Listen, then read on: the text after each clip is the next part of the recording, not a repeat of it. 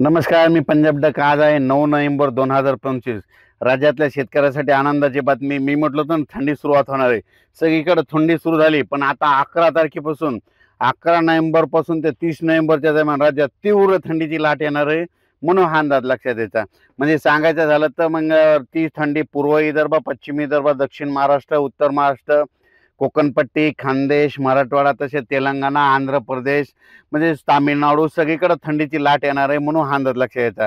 तर माझी सर्व शेतकऱ्याला विनंती आहे, माझ्याकडे मी देखील हरभरा पेरणी चालू आहे. 17 एकर हरभरा आहे.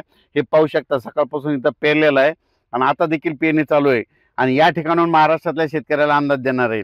राज्यातल्या सर्व शेतकऱ्याला सांगू इच्छितो की राज्यामध्ये आज आहे 9 नोव्हेंबर 2025. आजपासून आणखीन रात्रीच्याला थंडी वाढत जाणार आहे. 10-11च्या नंतर राज्यातला थंडीचा पारा देखील घसरणार आहे, म्हणून हा अंदाज लक्षात यायचा.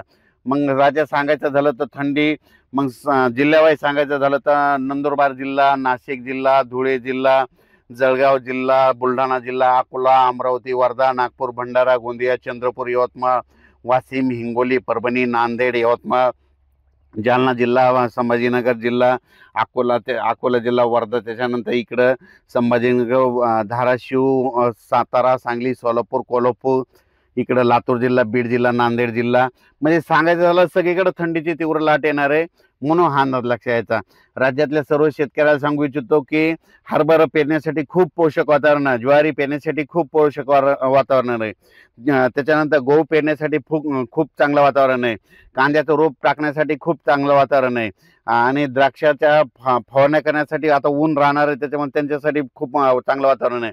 डाळिंब शेतकऱ्यासाठी आनंदाची बातमी, आता दिवसामध्ये चांगला सूर्यप्रकाश राहणार आहे, फवारणीसाठी योग्य वातावरण आहे. वीट भट्टी उत्पादकासाठी आनंदाची बातमी, राज्यात आता तुम्ही सुरू करू शकता, पाऊस काय येणार नाही, म्हणून हे देखील अंदाज लक्षात यायचा.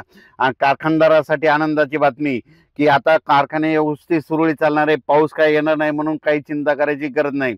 कारखान्याचे जे कामगार आहेत त्यांच्यासाठी देखील आनंदाची बातमी.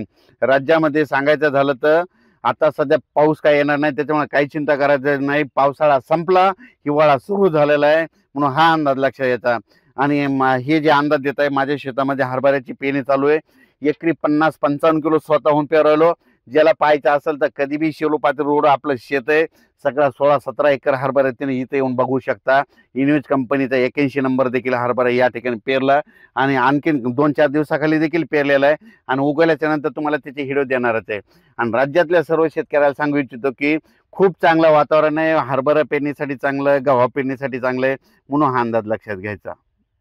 आणि हरभरा पेरणीसाठी सर्व शेतकऱ्याला सांगू इच्छितो की तुम्ही पेरणी करत असताना बीज प्रक्रिया करा, खत द्या, कारण की जमिनीमध्ये खूप ओलं आहे. आणि माझं म्हणणं आहे की यंदा यावर्षी तुमच्याकडे जर स्वतःचं घरचं बी असेल तर एकरी 50 किलो पेरून बघा, तुम्हाला उतार येते की नाही पाहू शकता. आणि जर विकत आणायचं असेल तर थोडं मग आपलं 30-35 किलो पेरा, पण स्वतःचं घरचं असेल तर 1 एकर, 2 एकर, 3 एकर असं 50 किलो पेरून बघा, तुम्हाला उतार येतंय. आणि राज्यातल्या सर्व शेतकऱ्याला सांगू इच्छितो, नंतर उद्या एक अंदाज दिला जाईल. धन्यवाद.